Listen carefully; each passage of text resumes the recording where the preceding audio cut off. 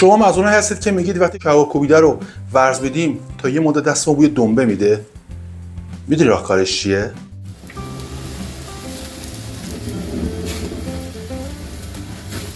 میخوایم کباب کوبیده درست بکنیم، ارزونتر با کیفیت بالاتر. مگه میشه؟ این ویدیو رو دنبال کن تا ببینی که میشه.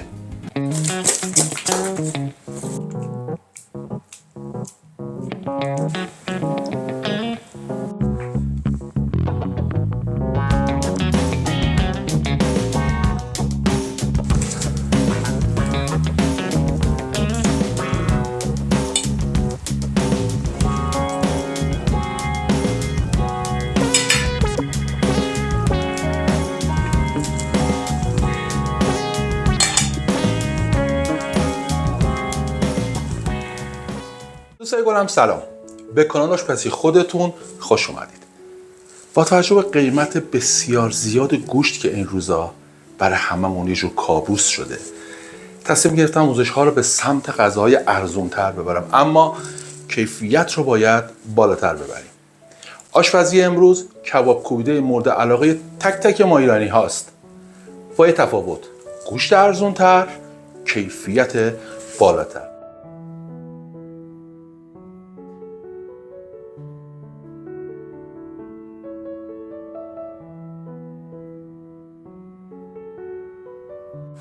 خب یه ضرب می‌دارم.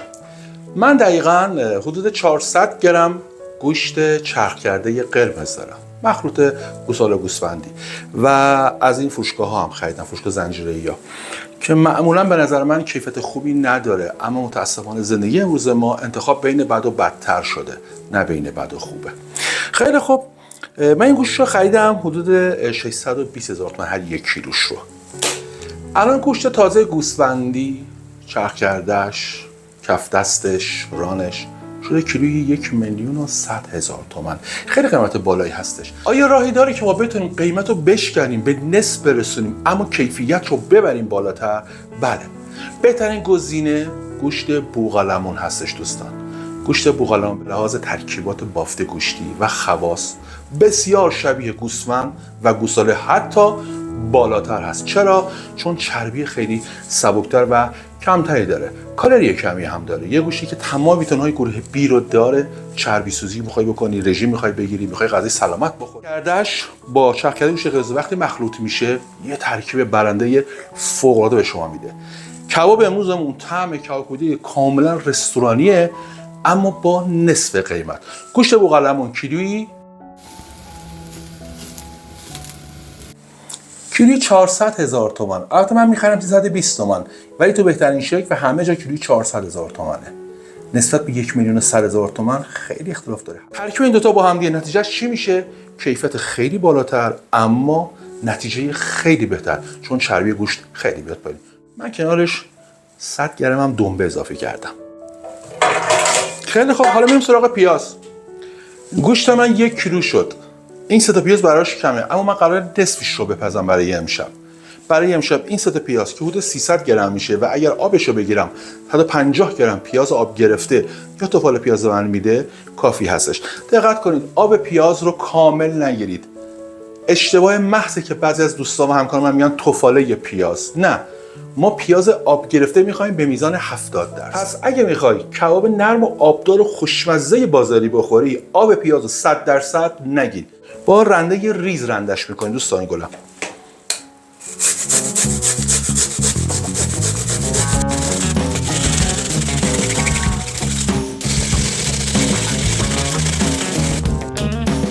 میرم که آبش رو جدا کنم. ببینید من به این شکل آب میگیرم، نه از دستمال تنظیف استفاده میکنم، نه توی توری دیگه میذارمش. با دستم جمع میکنم یه طرف، دستمو میذارم روش، یه فشار کوچیک میدم،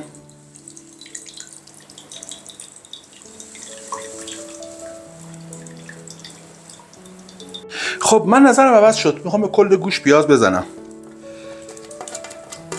یه مقدار حجم پیازم بیشتر از 150 گرم شد. حالا ویدیوی بعدی رو از دست ندید. ویدیوی بعدی قراره یه سرو خیلی خوشمزه با یک کباب‌کوبیده آسون داشته باشیم برای دوستانی که تو آپارتمان زندگی میکنن و امکان دود و زغال و منقل و این چیزا رو ندارم. خیلی جذاب و خیلی خوشمزه است. ویدیو باید دست نده. خیلی خوب، حالا میرم سراغ اضافه کردن بقیه موادم. یه نکته رو بهتون بگم، اگر شما احتیاج داشتید به 1 کیلو گوشت، برای هر 1 کیلو 250 گرم پیاز آب گرفته احتیاج دارید. من پیازش کمتر شد، اشکالی نداره، خودم میخوام بخورمش، مهم نیست خیلی. پس برای هر 1 کیلو 250 گرم پیاز آب گرفته. برای هر 1 کیلو 10 گرم نمک که میشه تقریبا 2 قاشق چای خوری. حالا نیاز داریم به برای هر 1 کیلو 2 گرم فلفل سیاه، تقریبا نصف قاشق چای خوری کفایت میکنه. جوش شیرین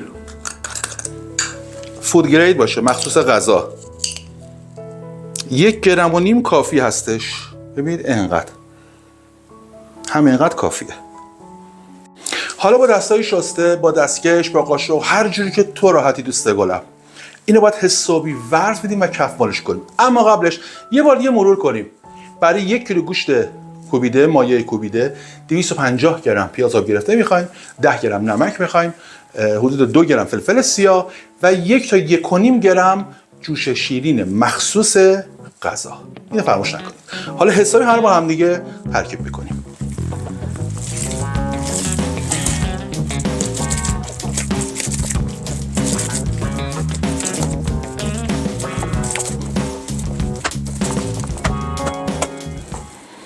چسبندگی گوشت رو ببینید، اصلا دست جدا نمیشه.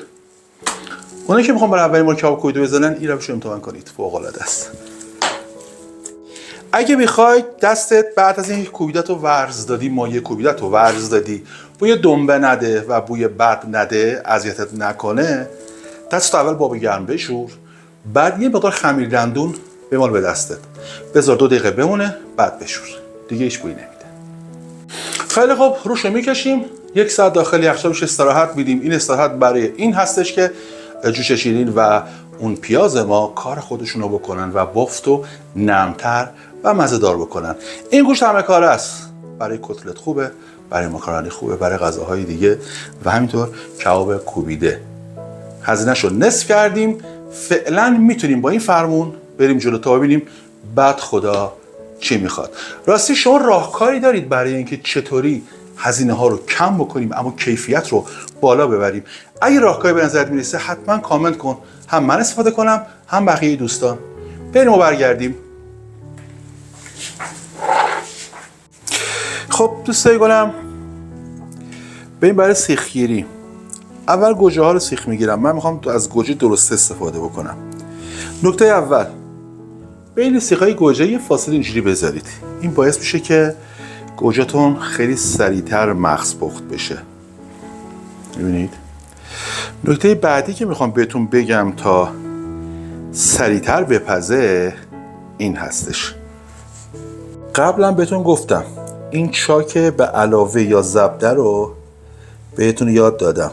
حالا یه چاکم از این طرف، یه چاک از این طرف، اینجوری ستاره ای میشه. هم خوب زود میپزه و همین که خیلی هم خوشگل میشه.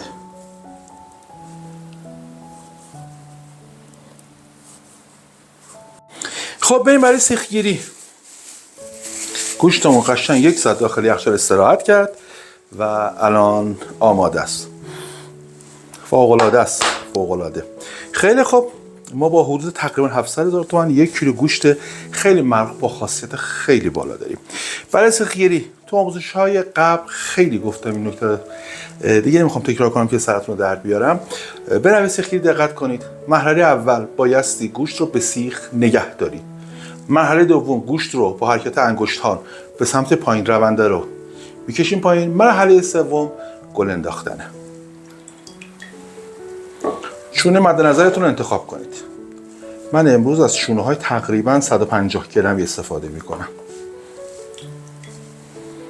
یه شونه برمیدارم، شبیه دوک درش میارم. حالا سیخو میذارم وسطش و اینقدر فشار میدم که کف دستم رو احساس نکنه سیخ. نمیخوام گوشت رو ببرم.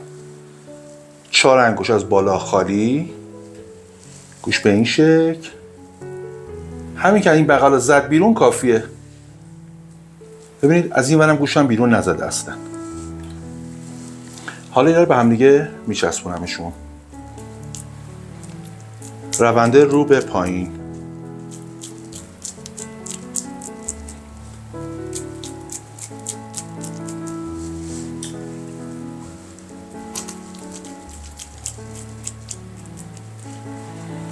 حالا میرم برای گل انداختن. بالای سیخ رو تمیز میکنم و به این شکل دستامو میذارم. فقط شسته این حمایت کننده است. فقط شست. 1 2 3 4 5 6 7 8 9 10 11 12 13 و 14. این شمارش کمک میکنه که همه سیخامون به یه اندازه و یه ابعاد باشن.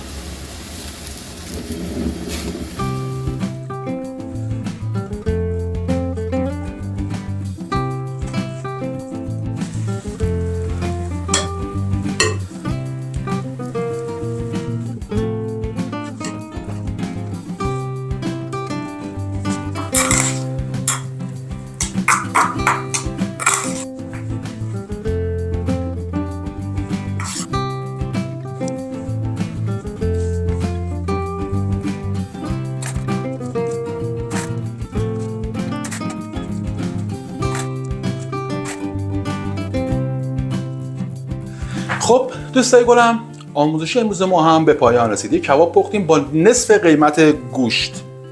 اونم چه کباب کوبیده ای شد. طعم و مزه‌اش هیچ فرقی با رستوران یا بازاریش نداره. اگه از این آموزش خوشت اومد خوشحال میشم نظر سازندت و انتقاد سازندت رو برام کامنت کن. من به دوستات معرفی بکن. در مورد گزینه سوپر تانکس بعضی از دوستان فکر کنم اطلاع ندارن. میان کامنت میکنن سوپر تانکس. ممنونم از این حمایت زیبات. دمت هم گرم. اما گزینه سوپر تانکس گزینه‌ای هستی که شما میتونید به واسطه اون کمک‌های مالیتون رو برای بنده حقیقی و رشد کانال انجام بدید. اگه دوست داشتید محتوای کانال خوب بود، دوست داشتید رشد پیدا کنه و آموزش‌های بهتری رو بتونید ارائه بکنیم، هر چقدر که دوست داشتید، کوچکترین کمک شما بزرگترین حمایت از منه. دوستتون دارم. تا آموزش بعد، خدا نگهدار.